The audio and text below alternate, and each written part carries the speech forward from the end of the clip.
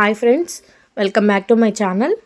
ఈరోజు మన ఛానల్లో భీష్మ ఏకాదశి యొక్క విశిష్టత ఏంటి, ఈ పర్వదినం రోజున విష్ణు సహస్రనామాలు చదివితే కలిగే అద్భుత ప్రయోజనాల గురించి మనం తెలుసుకుందాము.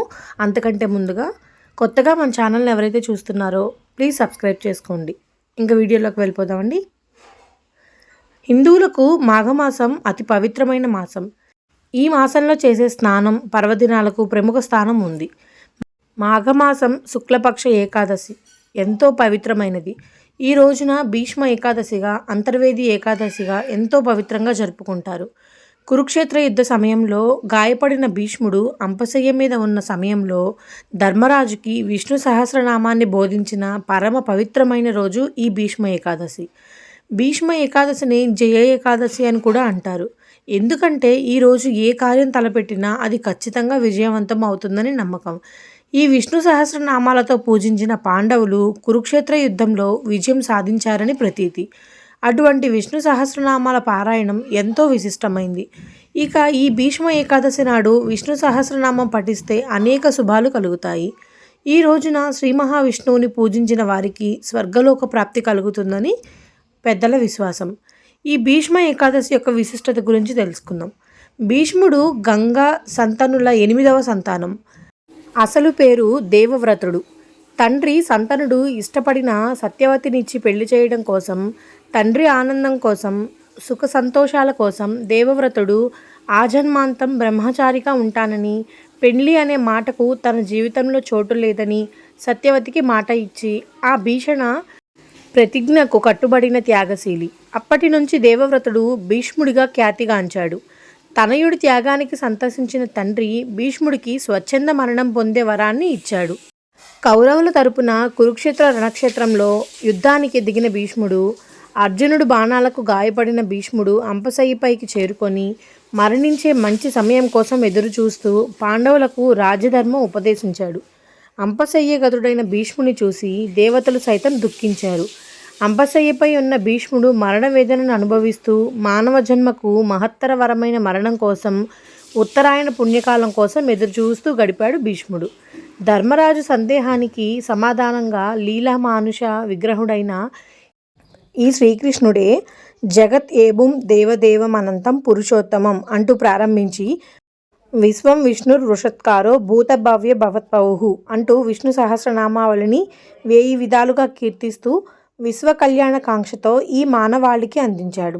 మాఘశుద్ధ ఏకాదశి తిథిని భీష్మ సంస్మరణ దినంగా శ్రీకృష్ణుడు కానుకగా ఇవ్వగా, మాఘశుద్ధ అష్టమి తిథి రోజున భీష్ముని ఆత్మ ఈ భౌతిక ప్రపంచాన్ని వీడి పరమాత్ముడైన శ్రీకృష్ణునిలో లీనమైంది.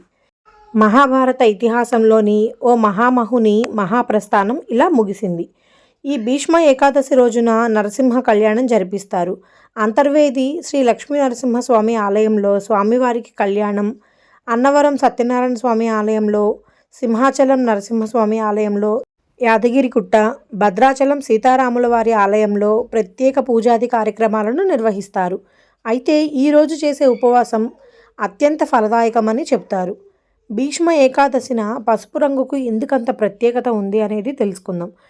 ముఖ్యంగా ఈరోజు పసుపు రంగుకు విశిష్టత ఉంది. లక్ష్మీ నరసింహస్వామి వారికి పసుపు రంగుతో కూడిన పండ్లు, స్వీట్లు స్వామికి ప్రసాదంగా సమర్పించాలి. ఏకాదశి రోజున గోపూజ సకల ఫలదాయకం. గోమాతకు అరటిపండ్లు అందిస్తే అన్ని దోషాలు తొలగిపోతాయి. పసుపు రంగు వస్త్రాలు ధరించి విష్ణు సహస్రనామ స్తోత్రాన్ని వినేవారికి మోక్షం సిద్ధిస్తుందని ఆధ్యాత్మిక పండితులు చెబుతున్నారు. ఇక భీష్మ ఏకాదశి అని పిలువబడే ఈ రోజున భీష్మాచార్యుని తలుచుకుంటే పితృదేవతలకు స్వర్గలోక ప్రాప్తి చేకూరుతుందని హిందువుల నమ్మకం. ఈ భీష్మ ఏకాదశి రోజున పూజ ఎలా చేయాలి, అలాగే ఈ ఉపవాస నియమాలు ఎలా చేయాలి అనే దాని గురించి తెలుసుకుందాం. పూజకు విష్ణుమూర్తి ఫోటోను పసుపు, కుంకుమలు, తామర పువ్వులు, తులసి దళాలు, జాజిమాలలతో అలంకరించాలి. విష్ణు అష్టోత్తరం, నారాయణ కవచం, శ్రీమన్నారాయణ హృదయం, విష్ణు సహస్రనామాలు, విష్ణు పురాణం పఠించాలి. లేదంటే కనీసం ఓం నమో నారాయణాయ అనే అష్టాక్షరి మంత్రాన్ని 108 సార్లు జపించాలి. అనంతరం ఆవునేతితో పంచహారతి ఇవ్వాలి. దేవాలయాల్లో విష్ణు అష్టోత్తరం, సత్యనారాయణ వ్రతం, బ్రహ్మోత్సవ దర్శనం, లక్ష తులసి పూజ వంటివి నిర్వహించడం చాలా శుభ ఫలితాలు చేకూరుతాయని పెద్దలు చెబుతారు.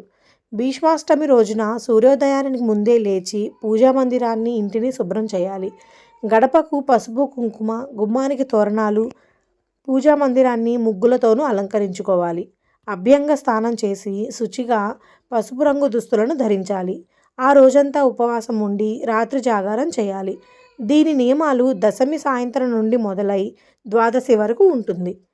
ఇక భీష్మ ఏకాదశి రోజున చేయకూడని పనులేంటో తెలుసుకుందాం.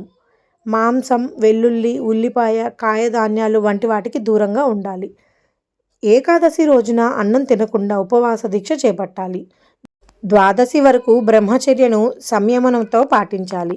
ఏకాదశి రోజున ఇంటిని శుభ్రం చేయకూడదు. ఎందుకంటే చీమలు, పురుగులు వంటి చంపే అవకాశం ఉంటుంది. తెల్లవారుజామున నిద్రలేచి సాయంత్రం వరకు నిద్రపోకూడదు.